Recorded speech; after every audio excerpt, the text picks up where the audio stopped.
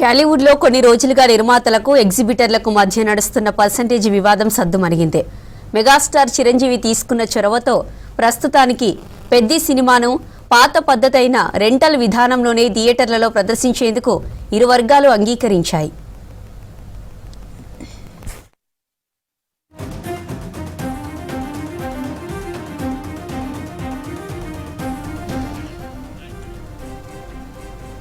ఒకవేళ థియేటర్లలో టికెట్ ధరలను పెంచితే అందులో 7.5% మొత్తాన్ని ఎగ్జిబిటర్లకు చెల్లించేలా కీలక ఒప్పందానికి వచ్చారు.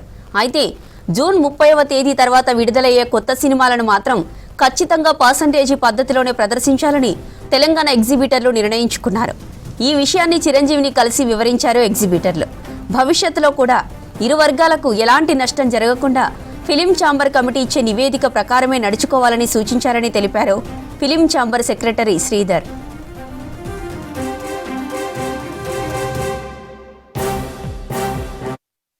మెగాస్టార్ గురు గారు ఆయన మంచి హోప్ తోటి 2 days అందరితో మాట్లాడి ఎట్టి పరిస్థితుల్లో ఎగ్జిబిటర్స్కి చాలా ప్రాబ్లమ్స్ ఉన్నాయి, బై జూన్ 30th ఆయన వెనుక ఉండి టోటల్ థియేటర్స్ తెలంగాణలో ప్లస్ ఆంధ్రప్రదేశ్ పర్సంటేజ్ సిస్టమ్ అనేది కన్ఫామ్గా నేను చేపిస్తాను.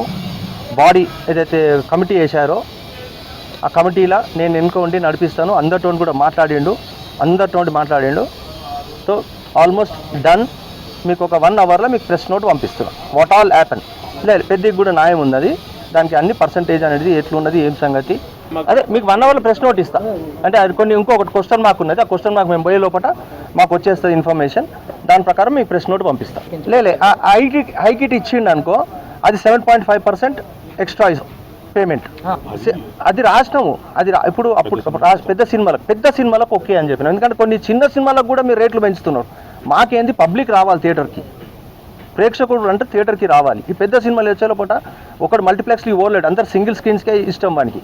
ఎందుకంటే సింగిల్ స్క్రీన్స్ అనేది సీట్ మీద ఎగురుతాడు, సీట్ మీద పేపర్లు ఎగరేస్తాడు, సీట్ మీదనే పెద్ద కట్అవుట్లు కడతాడు. మా సింగిల్ స్క్రీన్స్లోనే ఆ సింగిల్ స్క్రీన్స్కి అలవాటైనవాడు సింగిల్ స్క్రీన్స్కే వస్తాడు, మల్టీప్లెక్స్కి పోడు.